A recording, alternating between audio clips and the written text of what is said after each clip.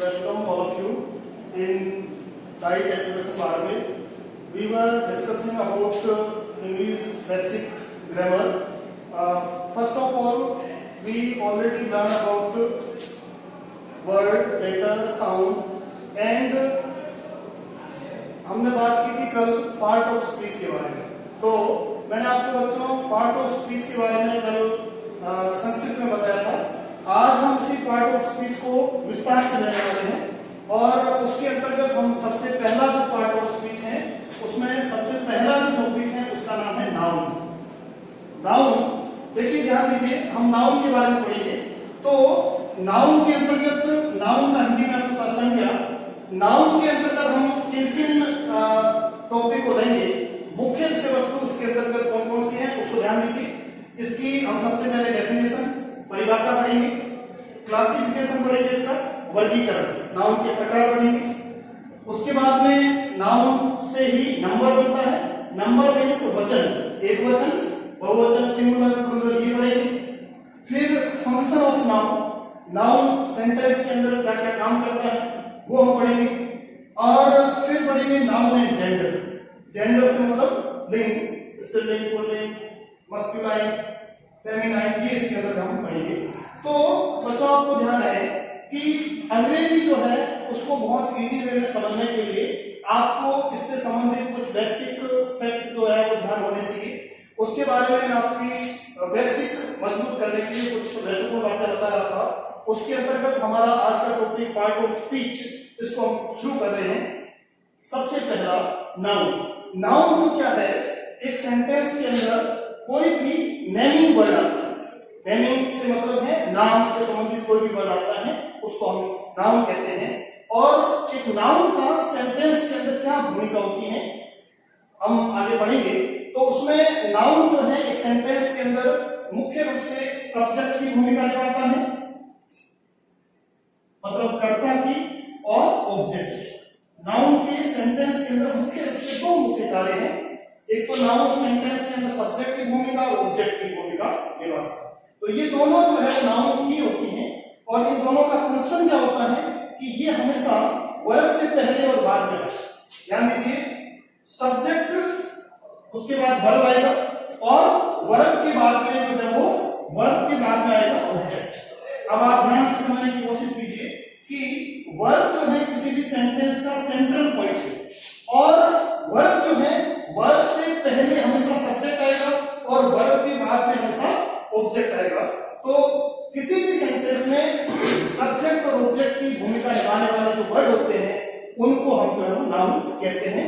तो इस टॉपिक को शुरू करने से पहले मैं आपको बताना चाहूंगा कि ये जो विषय है हमारा वो एकेडमिक और कॉम्पिटिटिव एग्जाम दोनों के लिए इंपॉर्टेंट है.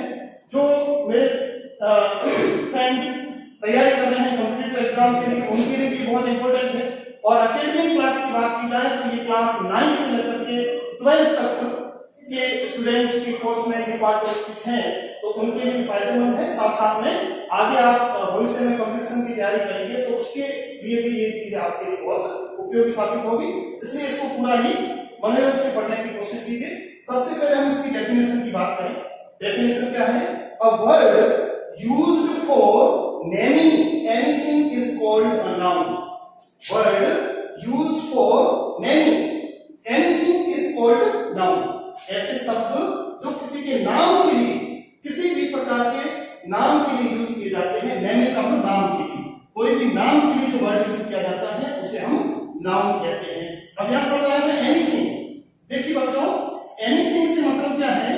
एनीथिंग से मतलब पर्सन है, एनीथिंग से मतलब प्लेस है, एनीथिंग से मतलब थिंग है, एनीथिंग से मतलब क्वालिटी है, एनीथिंग से मतलब एक्शन है, एनीथिंग से मतलब स्टेट. मतलब एक नाउन जो है, नाउन के माध्यम से इस प्रकार के भाव व्यक्त किए जाते हैं. जैसे नाउन से पर्सन, किसी व्यक्ति का नाम है, किसी व्यक्ति का नाम है जैसे रमन, तो ये क्या है? नाउन है. प्लेस जैसे मान लो बाड़मेर, ये भी एक नाउन है. थिंग, लैपटॉप, ये भी एक नाउन है. क्वालिटी, ऑनेस्टी, ये भी एक नाउन है। Action, movement, movement, state, state, illness, इस प्रकार के जो शब्द ये मैंने प्रत्येक के लिए एक एक शब्द लिखा है। ये सारे शब्द जो है किसका नाम करते हैं बच्चों? ये सारे शब्द जो हैं इन सभी शब्दों के जो नाम होंगे उस नाम को हम कहेंगे नाउन। एक बार पुनः देख लीजिए, a word used for naming, naming का मतलब नाम, एनीथिंग, किसी भी वस्तु का इज कॉल्ड नाउन, किसी भी वस्तु का जो नाम होता है उसे हम नाउन कहते हैं। अब एनीथिंग से मतलब क्या है? Anything, person, place, thing, quality, action and state. इस परिभाषा को हम ऐसे भी कह सकते हैं, noun is the name of person, place, thing, quality, action and state. तो इसमें जैसे भ्रमण किसी व्यक्ति का नाम है, पर्सन हो गया, बाड़मेर प्लेस का स्थान का नाम है, थिंग वस्तु, लैपटॉप, क्वालिटी ऑनेस्टी एक गुण का नाम है, एक्शन कोई कार्य, मूवमेंट, स्टेट दशा या कंडीशन, ये इलनेस, इस प्रकार के वर्ड जो है इसके अंतर्गत आए। तो ये हमने बात की थी नाउन की परिभाषा। I hope that you all are understand this topic, definition of noun. Now we will discuss about classification of noun. Classification of noun की बात करें, नाउन की काइंड्स की बात करें, तो नाउन को हम प्रॉपर्ली मुख्य रूप से दो भागों में डिवाइड करें। एक तो हमारा काउंटेबल नाउन और दूसरा अनकाउंटेबल। ध्यान दीजिए, इसको समझने की कोशिश कीजिए। काउंटेबल नाउन का मतलब होता है ऐसी संज्ञाएं जिनको हम काउंट कर सकते हैं, नंबर्स में काउंट कर सकते हैं, उसको हम कहेंगे काउंटेबल, गणनीय संज्ञा। और अनकाउंटेबल नाउन से मतलब होता है अगणनीय संज्ञा, ऐसी संज्ञाएं जिनको हम काउंट नहीं कर सकते, उसकी क्वांटिटी बता सकते हैं, उसके परिमाणात्मक के बारे में बता सकते हैं, वो जो है वो अनकाउंटेबल नाउन के अंतर्गत आएगा। और अब इन्हीं दो प्रकार के नाउन को आगे हम क्लासिफिकेशन करें तो काउंटेबल नाउन को हम तीन भागों में डिवाइड कर सकते हैं। Number 1 proper noun, number 2 common noun, number 3 collective noun. तो ध्यान दीजिए, प्रॉपर नाउन जिसको हम हिंदी में कहते हैं व्यक्तिवाचक संज्ञा, कॉमन नाउन जातिवाचक संज्ञा, कलेक्टिव नाउन जिसको हम कहते हैं समूहवाचक संज्ञा। और दूसरी तरफ हम इसकी बात करें अनकाउंटेबल नाउन की, तो अनकाउंटेबल नाउन को भी आगे हम दो भागों में डिवाइड करेंगे। First material noun, second abstract noun. Material noun जिसको पदार्थवाचक संज्ञा कहेंगे, अब्स्ट्रैक्ट नाउन जिसको हम भाववाचक संज्ञा कहेंगे। अब आप ध्यान दीजिए, इनके बारे में हम विस्तार से अध्ययन करते हैं, तो इस चीज के बारे में आप ध्यान से देखने की कोशिश कीजिए कि इनके बारे में हमें किन किन चीजों के बारे में ध्यान रखना चाहिए। सबसे पहली बात करते हैं हम प्रॉपर नाउन। प्रॉपर नाउन से मतलब होता है कि name of person, name of person and place, name of person, place, thing, कोई भी व्यक्ति स्थान का नाम होता है उसे हम प्रॉपर नाउन के अंतर्गत। अब देखिए, पर्सन से हमने पहले भी बात की है, अब इसको ध्यान से समझने की कोशिश कीजिए। पर्सन का मतलब जैसे किसी का नाम राम है, किसी का नाम सुमन है, तो ये क्या है? ये पर्सन है। प्लेस की बात करें, जैसे जयपुर एक प्लेस का नाम है, मतलब इन सबको हम व्यक्तिवाचक समझेंगे, प्रॉपर नाउन कहेंगे। राम, सुमन, जयपुर, और जैसे इंडिया है तो भी ये भी एक प्रॉपर नाउन है, तो इसके अंतर्गत हम इनको रखेंगे।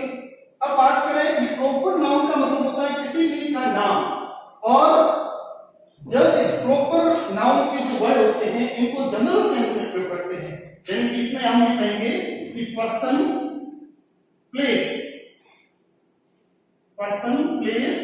यूज इन जनरल सेंस, यानी कि सामान्य तौर पर जब हम इसके बारे में यूज करेंगे तो इसको हम कॉमन नाउन कहेंगे। कॉमन नाउन से मतलब क्या है? जैसे राम है तो राम के लिए सामान्य रूप से हमने यूज किया बॉय, या हम यूज कर सकते हैं मैन, ठीक है।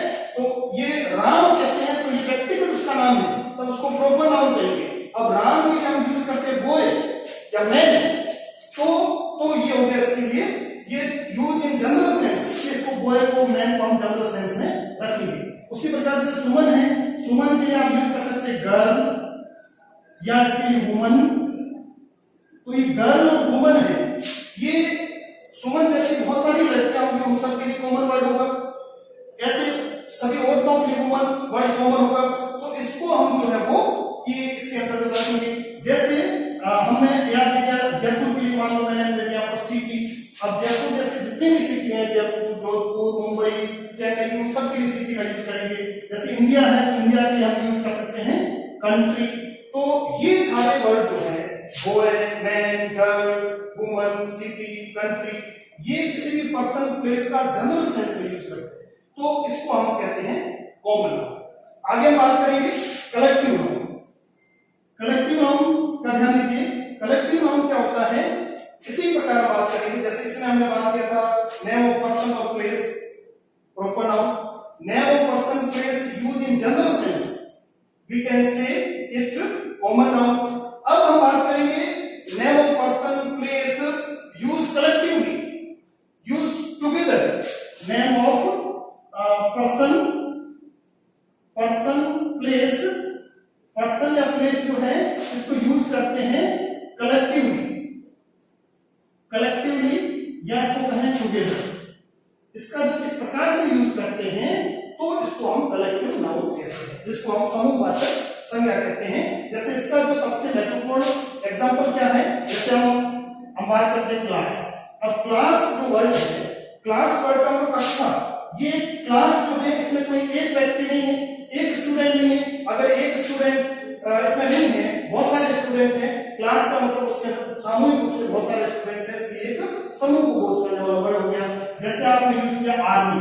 अब आर्मी का मतलब उसके अंदर एक सैनिक नहीं है, बहुत सारे सैनिक होंगे, तो ये कलेक्टिव वर्ड हो गया, इसलिए हम इसको जो है वो कलेक्टिव में रखेंगे। उसी प्रकार जैसे मैंने यहां शब्द किया फैमिली,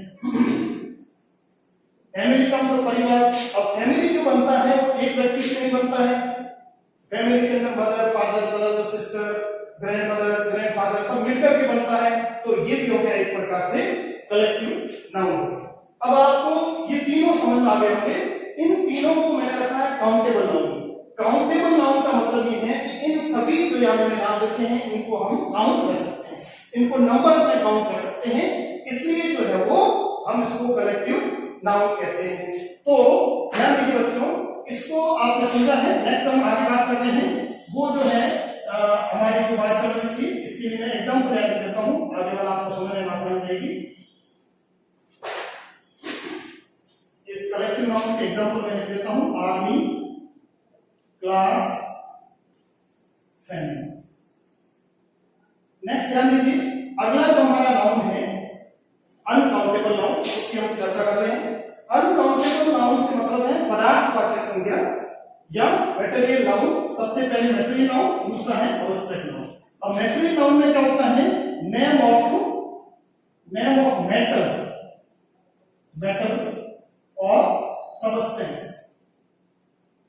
मेटल का मतलब धातु या पदार्थ। ऐसे वर्ड जो किसी धातु या पदार्थ का नाम हो उसे हम मटेरियल नाउन के अंदर रखते हैं। जैसे इसके अंदर आयरन, स्टील, सिल्वर, गोल्ड, ये सारे जो वर्ड मेड ऑफ मेटल या सब्सटेंस, इसके अंदर ऑयल, वाटर, ये भी इसके अंदर रहेंगे। घी, मतलब ऐसे वर्ड जो किसी मेटल्स या सब्सटेंस या जो लिक्विड को शो करते हैं, उन शब्दों को हम रखते हैं मटेरियल नाउन के अंतर्गत। एक बार पुनः समझ लीजिए, और इनको हम कभी भी काउंट नहीं कर सकते।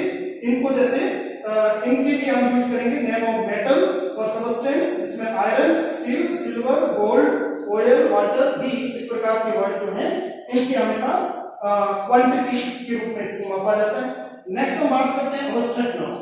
अवस्थित नाउन जिसको हिंदी नाम कहते हैं भाववाचक, भाववाचक। अब ध्यान दीजिए, भाववाचक संज्ञाएं जो हैं ऐसे वर्ड होते हैं जिनको हम न तो देख सकते हैं, केवल उनको महसूस कर सकते हैं। वर्ड्स, इसके अंदर ऐसे word we can not see, only feel. ऐसे वर्ड जिसको हम देख नहीं सकते हैं, हम केवल उसको फील करते हैं, वो वर्ड आते हैं अब्स्ट्रैक्ट नाउन से। अब ऐसे वर्ड कौन से हैं? जैसे आपने सब यूज किया ब्रेवरी, ब्रेवरी यानी बहादुरी। अब बहादुरी जो है, कोई व्यक्ति बहादुर है, एक सैनिक बहादुर है, तो उसकी बहादुरी को हम महसूस कर सकते हैं। उसके शरीर की किस अंग में बहादुरी है हम देख नहीं सकते हैं। जैसे विजडम है, बुद्धिमान, इसको भी हम देख नहीं सकते हैं, केवल महसूस कर सकते हैं कि बुद्धिमान है। जैसे स्लेवरी है, रास्ता, ये भी एक प्रकार की कंडीशन है। तो ये ऐसे वर्ड है जिसको हम केवल फील करते हैं, जिसको हम देख नहीं सकते हैं और जिसका हमारे दिमाग में केवल एक इमेज बनता है। ऐसे वर्ड को हम जो है वो अब्स्ट्रैक्ट नाउन के अंतर्गत रखते हैं। तो ये हमारा जो है आज का टॉपिक था, जिसके अंतर्गत हमने जो है बात की सबसे पहले नाउन की डेफिनेशन की, उसके बाद में हमने बात की नाउन का क्लासिफिकेशन। अब डेफिनेशन क्या है? Noun a word use for naming anything. ऐसे वर्ड जो किसी के नाम के लिए यूज होते हैं उसको हम संज्ञा कहते हैं, और संज्ञा बहुत इंपॉर्टेंट है। और दूसरा क्लासिफिकेशन की बात करें तो नाउन को हम दो भागों में क्लासिफिकेशन कर सकते हैं। First countable noun and second uncountable noun. Countable noun को फिर तीन भागों में डिवाइड करेंगे। प्रॉपर नाउन, जिसमें ये राम सुमन ये नाम है। कॉमन नाउन, जातिवाचक, जिसमें इनके लिए जनरल सेंस में यूज होंगे। कलेक्टिव नाउन, इनके लिए टुगेदर जो वर्ड यूज होंगे। और फिर अनकाउंटेबल के अंतर्गत हम रखेंगे मैटेरियल नाउन और अब्स्ट्रैक्ट नाउन। मैटेरियल नाउन के अंदर सबस्टेंस और मेटल थिंग्स आएंगे, और भाववाचक जिसको अब्स्ट्रैक्ट कहते हैं, जिसके अंतर्गत हम रखेंगे ऐसे वर्ड जिसके बारे में हम फील कर सकते हैं, देख नहीं सकते हैं। तो ये था हमारा नाउन के बारे में। नेक्स्ट हम कल स्टडी करेंगे। Thank you.